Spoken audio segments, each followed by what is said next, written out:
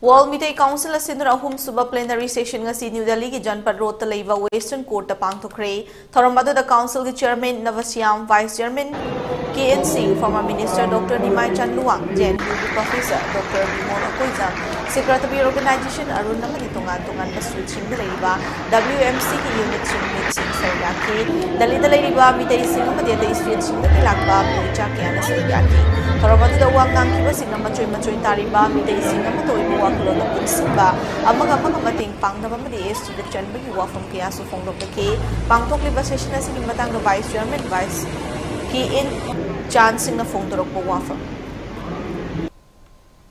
Tama Duninga, Nasu Duninga, Magi Tungan, apa Marusan Ragasu, Mike Yabasa, Fulpse, Amatani, I would do a Kalunda, Amata, or see, I would Wajib para pagi kamata sesudah ada di desa. Sesudah itu nanti ada di desa. Kau jauh bawa, kau jual kita ni sebab mana sesudah pasti pasti tu nanti jauh nak pergi kamata. Orang mana kata lalu gimana?